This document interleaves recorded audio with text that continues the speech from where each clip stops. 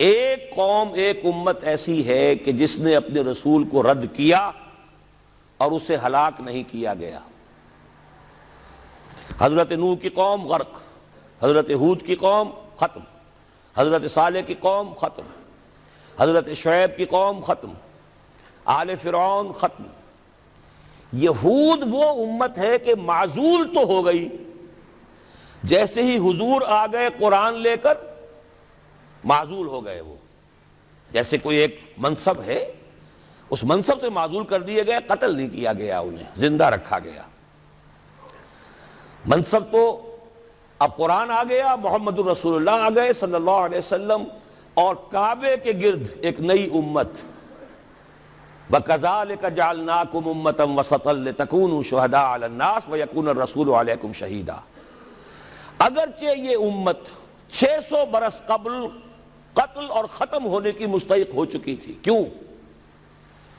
600 برس قبل آئے تھے حضرت مسیح علیہ السلام، اور قرآن میں بھی ہے اور موجودہ بائبل میں بھی ہے کہ حضرت مسیح کو اسرائیل ہی کی طرف بھیجا گیا۔ صرف سورہ آل عمران میں ہے رسولاً الی بنی اسرائیل۔ یہ تو صرف محمد الرسول اللہ صلی اللہ علیہ وسلم ہے جنہیں پورے عالم انسانیت کی طرف بھیجا گیا، کوئی اور رسول تمام انسانوں کے لیے مبعوث نہیں ہوا۔ اور ابھی بائبل میں موجود ہے کہ میں صرف اسرائیل کے گھرانے کی کھوئی ہوئی بھیڑوں کی تلاش میں آیا ہوں۔ اسی لیے میں نے کہا تھا میں بھی امریکہ وغیرہ جاتا ہوں تو یہ اپنے پاکستانی ہندوستانی بھائی جو ہیں، یہ کھوئی ہوئی بھیڑیں وہاں جا کر جو ہیں وہ گم ہو گئی ہیں، ان گمشدہ بھیڑوں کی تلاش میں۔ تو اس کو اچھی طرح سمجھ لیجئے، حضرت مسیح کی بعثت تھی بنی اسرائیل کی طرف، اور بنی اسرائیل نے نہ صرف یہ کہ ان کو مانا نہیں، بلکہ الٹا اپنے بس پڑتے سولی پر چڑھا دیا، اپنے بس پڑتے۔ اس میرے الفاظ کو نوٹ کر لیجئے، گویا کہ یہ اب اس عذاب استیصال، آخری ہلاکت والے عذاب کے مستحق ہو گئے۔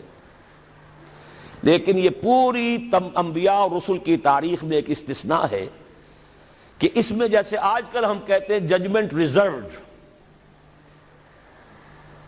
حضرت مسیح کو اللہ نے زندہ اٹھا لیا، یہود کے اوپر لعنت تو کر دی، ختم نہیں کیا۔ سمجھ رہے ہیں میری بات کو؟ سن 70 سے ان پر عذاب آیا، حضرت مسیح سن 33 عیسوی میں اٹھائے گئے۔ سن 70 میں عذاب آ گیا ٹائٹس رومی کے ہاتھوں، وہ ہیکل سلیمانی بھی پھر دوبارہ گر گیا اور انہیں نکال دیا گیا ڈائسپورا سن 70 سے، لیکن ختم نہیں کیا گیا۔ یہ استثناء ہوا ہے، کیوں ہوا ہے؟ یہ بات پھر دوسری میری آج کی گفتگو میں بڑی کڑوی بات ہے، بہت کڑوی بات ہے۔ یہ جو دوسری امت جو جس سے کہ میں اور آپ ہیں، اور جو بہترین امت ہے، کنتم خیر امت، یہ جب طرز عمل وہی اختیار کرے گی جو یہودیوں نے کیا تھا، ان کو سزا ان ملعونوں کے ہاتھوں دلوائی جائے گی۔ بات سمجھ لیجئے میری۔ آپ کو معلوم ہے پھانسی کا پھندا کون ڈالتا ہے؟ چوڑا۔ اور ہندوستان میں مجھے بتایا مولانا امین حسن اصلاحی صاحب نے، وہ مشرقی یوپی سے ان کا تعلق ہے، اعظم گڑھ سے، کہ ہمارے علاقے میں یہ رواج تھا کہ اگر کوئی راجپوت شخص کوئی بہت گھناونا کوئی کام کرتا تھا تو اس کو جوتے لگواتے تھے چمار کے ہاتھوں۔ راجپوت کے سر پر راجپوت کا جوتا پڑا تو چلیے جوتا تو ہے، لیکن ہے تو راجپوت کا۔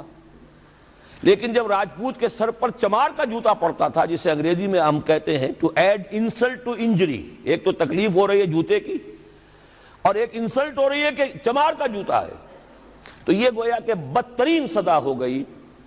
یہ امت جتنی اونچی ہے، جس کے رتبے ہے سوا، اس کی سوا مشکل ہے، جس کا مقام بلند ہے اسی اعتبار سے ان کو پھر سزا بھی سخت ملتی ہے۔ صاف فرما دیا اللہ تعالیٰ نے سورہ احزاب میں، اے نبی کی بیویوں تم عام لوگوں کی طرح نہیں ہو، لستم کاحد من النساء، لستن کاحد من النساء، اگر تم نے کوئی غلط حرکت کی دوہرا عذاب ملے گا۔ اور بات صحیح ہے، جن کے رتبے ہیں سوا ان کی سوا مشکل ہے۔ اس امت کو عذاب کے کوڑے مارنے والی قوم وہ ملعون اور مغضوب علیہم قوم ہے جس کے لیے قرآن مجید 2 دفعہ کہتا ہے ضربت علیہم الذلۃ والمسکنۃ وباؤوا بغضب من اللہ. اور یہ کوڑے بہت زبردست شکل میں ابھی آنے والے ہیں. میری بات اب آپ نے سمجھ لی کیوں رکھا گیا یہود کو, یہ جلاد کیوں سنبھال کے رکھے گئے.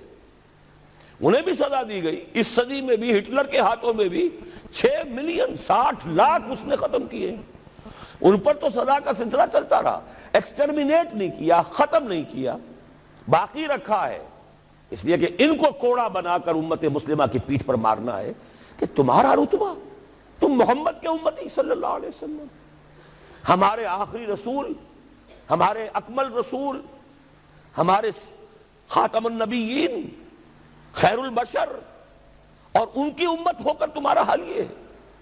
تو تم سزا کے مستحق جو ہو, وہ سزا ہے کہ جو اچھی طرح سمجھ لیجئے ہماری حال جو اس صدی کے آخر میں شروع میں ہوا تھا کہ تمام مسلمان غلام, اس غلامی کے اوپر جو مزید کوڑا تیار ہوا 1917 میں بالفور ڈیکلریشن کے ذریعے سے برطانیہ نے اجازت دے دی کہ یہودی آ سکتے ہیں, اب فلسطین میں آ کر آباد ہو سکتے ہیں, وہ مکان خرید سکتے ہیں, جائیداد خرید سکتے ہیں, زمینیں خرید سکتے ہیں. 1971 اس پر اندیشہ تھا کہ کہیں اگر خلیفہ عثمانی نے جہاد کا اعلان کر دیا, اس لیے کہ سلطان عبد الحمید کو بڑی سے بڑی رشوتیں پیش کر کے دیکھ لیا تھا انہوں نے کہ یہ جو ہمارے اوپر پابندی ہے کہ ہم فلسطین میں آباد نہیں ہو سکتے, جو کہو ہم تمہیں دولت دینے کو تیار ہے, یہ پابندی ختم کر دو. سلطان عبد الحمید ویسے جو بھی کچھ تھے چھوڑ دیجئے, لیکن یہ کہ اس نے کہا کہ جو معاہدہ عمر نے کیا تھا رضی اللہ تعالی عنہ, میں پیچھے نہیں جاؤں گا. لہذا خلافت ختم کروا دی, اور کروائی کس کے ہاتھوں؟ ایک مسلمان کے ہاتھوں. اس لیے کہ فری میسن تھا مصطفیٰ کمال پاشا, فری میسن. یہ سب یہودیوں کے ادارے. چاک کر دی ترک ناداں نے خلافت کی قبا, سادگی اپنوں کی دیکھ, اوروں کی عیاری بھی دیکھ. ہندوستان میں ہنگامہ چل رہا ہے, تحریک چل رہی ہے, مسلمان ہجرت کر رہے ہیں, اور سب کچھ ہو رہا ہے, اور ہندو بھی شامل ہو رہے ہیں خلافت کی تحریک میں. لیکن اب مدعی سست گواہ چست. جب مصطفیٰ کمال نے خود ختم کر دی تو سب پانی پڑ گیا آگ کے اوپر. اب کیا بولیں, کس کو برا کہیں. اس کے بعد 1948 میں ان کی ریاست قائم ہو گئی اسرائیل. کتنے برس بعد؟ ریاست تو خیر اس وقت بھی ان کی نہیں تھی جبکہ ٹائٹس نے ختم کیا ہے, وہ تو بہت پہلے کی بات تھی. تقریباً 2000 سال بعد اسرائیل 1967 میں جنگ کروائی, اور یہ بالکل صدام کی طرح کا مسئلہ تھا. 1967 کی جنگ میں ایک سازش تھی. انہوں نے بطور مہرہ استعمال کیا جمال عبد الناصر کو, جس نے اچانک جو ہے ایلات کی بندرگاہ کو بلاک کر دیا. 1967 اس پر جھپٹا مارا ہے اسرائیل نے. ادھر سے سینائی لے لیا, ادھر سے گولان ہائٹس لے لیے, ادھر سے جو ہے West Bank of Jerusalem, West Bank of Jordan لے لیا. یہ 67 کی بات ہے. پھر عالم عرب میں ایک ملک ذرا نکلنے لگا تھا کہ شاید ایک کے پاس پیسہ بہت تھا, لیبیا کے پاس, وہ مدد کر سکتا تھا کسی مسلمان ملک کی کہ وہ ایٹم بم بنا لے. 2 ملک ایسے تھے, ایک غیر عرب, ایک عرب. عراقیوں کے پاس کچھ صلاحیت معلوم ہو رہی تھی کہ کچھ دانت شاید نکل آئیں, جیسے دودھ کے دانت ہوتے ہیں تو شاید ایٹمی دانت نکل آئیں. وہ بھرکس ان کا نکالا ہے. ایک دفعہ جا کر آپ کو یاد ہوگا ہوائی جہاز گئے اور سب کا تہس نہس کر کے آ گئے, اور وہ سخت جان قوم نکلی, انہوں نے پھر کچھ بنا لیا. تو پھر وہی 100 دام جال, پھر وہ 100 دام جو ہے جال کی شکل بچھا کر, اور جو پھنسایا ہے تو اگلا پچھلا کھایا پیا سارا اگلوا لیا. نتیجہ کیا نکلا؟ جنگ خلیج کے بعد اب عالم عرب پورا کا پورا اسرائیل کے سامنے سرنگوں ہے. وہ شاہ حسن ہو یا شاہ حسین ہو, کچھ تو پہلے ہی اپنے تھے، چاہے شاہ فہد ہوں اور چاہے حسنی مبارک ہوں، اب رہ کون گیا؟ اس سے بڑی ذلت کوئی ہے؟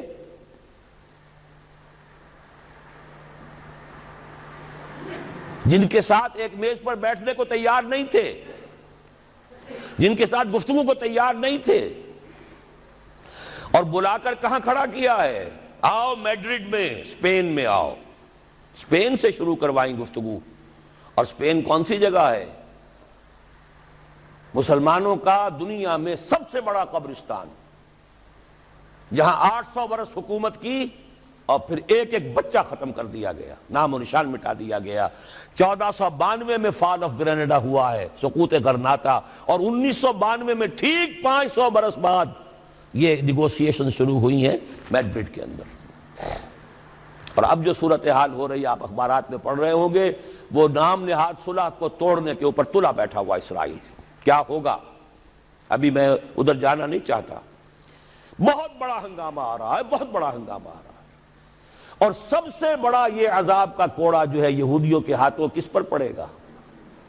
عربوں پر۔ کیوں پڑے گا؟ اس لیے پڑے گا کہ اس امت مسلمہ میں عربوں کی فضیلت سب سے اونچی ہے۔ اصول تو وہی ہے، جن کے رتبے ہیں سوا ان کی سوا مشکل ہے۔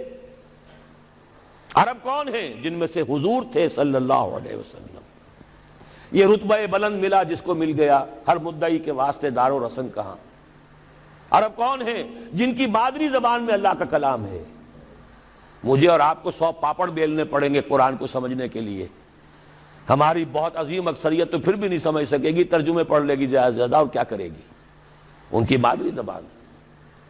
انہوں نے جب پیٹھ دکھائی اور اس صدی میں کولونیل رول سے آزاد بظاہر ہو جانے کے باوجود کسی نے قبلہ راست کردم، کسی نے وہ قبلہ کر لیا واشنگٹن کی طرف، کسی نے کر لیا ماسکو کی طرف، تو بدترین سزا کے وہی مستحق ہیں۔ اور جان لیجئے کہ وہ ہولوکاسٹ مڈل ایسٹ میں آنے والا ہے، آرمگڈون، الملحمۃ العظمیٰ۔ میں نے یہ ساری چیزیں اپنی ایک کتاب میں لکھ دی ہیں، سابقہ اور موجودہ مسلمان امتوں کا ماضی حال اور مستقبل۔ ایک موجودہ امت مسلمہ ہے ہم، ایک سابقہ امت مسلمہ ہے معزول شدہ، وہ ہیں یہود، اب بھی موجود ہیں، امت موسیٰ ہے، صاحب تورات ہے۔ ان کا ماضی کیا ہے، حال کیا ہے، مستقبل کیا ہے؟ مستقبل میں سب سے بڑا پیچ جو پڑنے والا ہے، جیسے پتنگوں کا پیچ ہوتا ہے، ان دو امتوں کا ہے۔ مڈل ایسٹ سب سے بڑی جنگ، تاریخ انسانی کی عظیم ترین جنگ کا میدان بنے گا، جس کو حضور نے نام دیا الملحمۃ العظمیٰ، عظیم ترین جنگ۔ احادیث موجود ہے میری اس کتاب کے اندر، حوالوں کے ساتھ ہے، ٹیکسٹ کے ساتھ ہے۔ ویل للعرب من شر قد اقترب، ہلاکت اور بربادی ہے عرب کے لیے اس شر سے جو قریب آ چکا ہے۔ لیکن اب یہ بات تو پھر میرے اور آپ کے لیے ذرا دور کی ہو گئی۔ تیسری کڑوی بات اب آ رہی ہے۔ ابھی تو عربوں کی بات تھی نا۔ 120 کروڑ میں نے آپ کو بتایا تھا کہ مسلمان دنیا میں ہیں، ان میں 20 پلس 22-23 ہوں گے عرب ہیں، باقی 1 ارب 100 کروڑ یہ کون ہے؟ نان عرب، امیین، امیین نہیں آخرین، امیین تو وہ عرب ہیں۔ ان میں سے بقیہ میں سے سب سے بڑی مجرم قوم میں اور آپ ہیں۔ ہندوستان کا مسلمان نہیں، انڈونیشیا کا نہیں، ایران کا نہیں، ترکستان کا نہیں، افریقہ کا نہیں۔ 20 کروڑ عرب اور 10 پلس 11 ہیں یا 12 کروڑ ہیں، کتنے بھی ہیں پاکستانی نمبر 2 مجرم۔ کیوں؟ انہوں نے ایک ملک بنوایا اسلام کے نام پر،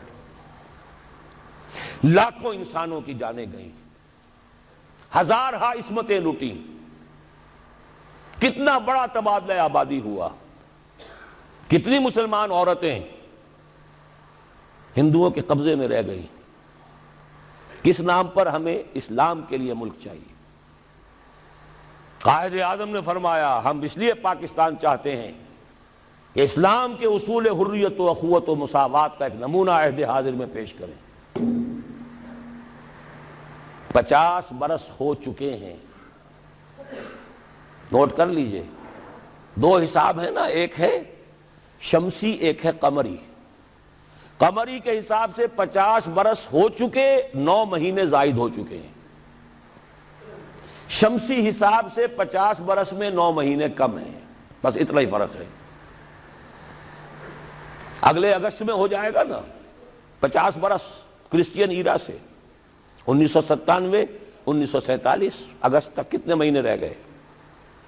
اور قمری حساب سے جو گزشتہ رمضان مبارک تھا اس کی 27ویں کو 50 مکمل ہو چکے، آگے 9 مہینے اور گزر چکے، ہم بالکل بیچ میں بیٹھے اس وقت۔ تو اسلام کہاں ہے؟ پاکستان بننے کے بعد ایمانداری سے دیکھیے کس چیز میں اضافہ ہوا ہے۔ بدمعاشی، عیاشی، جھوٹ، فحاشی، عریانی، بے پردگی، غبن، بد امنی، لوٹ مار، بڑے سے بڑے جرائم، گھناونے سے گھناونے جرائم، سب میں اضافہ۔ وہ اصول حریت و اخوت مساوات کہاں ہیں؟ ساری معیشت سود پر، اللہ اور اس کے رسول کے خلاف اعلان جنگ۔ آج ہم IMF کی ایک اسامی ہے، کورٹ آف وارڈ ہے، کتنے کھل کر باتیں ہمارے وزراء کر رہے ہیں، ہمارے لیے کوئی اور چارہ کار ہے ہی نہیں۔ میں ابھی سکھر میں تھا، وہاں ایک مذاکرہ دیکھنے کا مجھے موقع مل گیا ٹی وی پر، صاف کہہ رہے تھے وہ دانشور، وہ تو ہمارے لیے کوئی اور چارہ کار نہیں، ہمارے لیے مفید یہی ہے جو کچھ ہو رہا ہے، IMF ہی ہمیں بچائے گا، اور واقعتاً بچائے گا۔ کیوں بچائے گا؟ آپ کے لیے نہیں بچائے گا، اپنے لیے بچائے گا۔ اسے آپ کے اندر سے اپنا خون نکالنا ہے، اگر مرنے دیں گے تو خون کہاں سے لیں گے؟ they will keep you، لیکن رکھیں گے اسی طریقے سے کہ خون کشید کرتے چلے جائیں، کبھی بجلی کا کرایہ، کبھی گاڑیوں کا کرایہ، کبھی اس کا کرایہ، کبھی اس کا کرایہ، کبھی اس کا ریٹ، کبھی اس کا ریٹ، کبھی ڈاک کے ریٹ، خون چوسنے کے لیے۔ یہ صورتحال جو ہے یہ ہماری آخر کس کی ہے؟ کس نے کیا یہ؟ کیا اللہ ظالم ہے؟ کیا ہم مجرم نہیں ہیں اس کے؟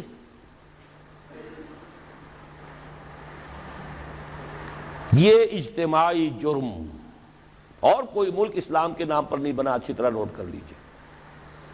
انڈونیشیا میں تحریک چلی، وہ ملائی نیشنلزم کے نام پر، ملے نیشنلزم۔ عربوں نے انگریزوں سے نجات حاصل کی، یا فرانسیسیوں سے، عرب نیشنلزم کے نام پر، العروبہ۔ صرف ایک ملک بنا تھا، پاکستان کا مطلب کیا؟ لا الہ الا اللہ۔ اور آج یہی وجہ ہے کہ کم سے کم عربوں کے ہاں خوشحالی تو ہے، جو ذلت آئی ہے ابھی ان پر اور مسکنت آئی ہے، کر کچھ نہیں سکتے، بے بس ہو گئے۔ جزیرہ نما عرب میں آج یہود اور عیسائی دندناتے پھر رہے ہیں، ان کے فوجی مراکز قائم ہو چکے ہیں، نجد کے پورے علاقے کے اوپر ان کا قبضہ ہے اس وقت۔ ذلت ہی ہے نا، ہمارے ہاں تو بھوک بھی ہے، ہم تو اس سے آگے بات جا رہی ہے۔ ہمارے ہاں یہ مسئلہ اور آگے بڑھے گا تو کیا شکلیں ہوں گی؟ بھوکے بھیڑیے جس طریقے سے پیٹ پھاڑیں گے محلوں میں رہنے والوں کے اور کوٹھیوں میں رہنے والوں کے، وہ وقت دور نہیں ہے۔ یہ عذاب الہی کی شکل، جیسے کہ فرمایا گیا سورہ انعام میں، قُلْ هُوَ الْقَادِرُ أَن يَبْعَثَ عَلَيْكُمْ عَذَابًا مِّن فَوْقِكُمْ أَوْ مِّن تَحْتِ أَرْجُلِكُمْ أَوْ يَلْبِسَكُمْ شِيَعًا وَيُذِيقَ بَعْضَكُمْ بَأْسَ بَعْضٍ۔ اے نبی ان سے کہہ دیجئے اللہ اس پر پوری طرح قادر ہے کہ تم پر کوئی عذاب بھیج دے تمہارے سروں کے اوپر سے، یا تمہارے قدموں کے نیچے سے نکال دے، یا اللہ کو کوئی اور کام کرنا ہی نہ پڑے، تمہیں کو آپس میں ٹکرا دے، ایک دوسرے کی طاقت کا مزہ چکھائے۔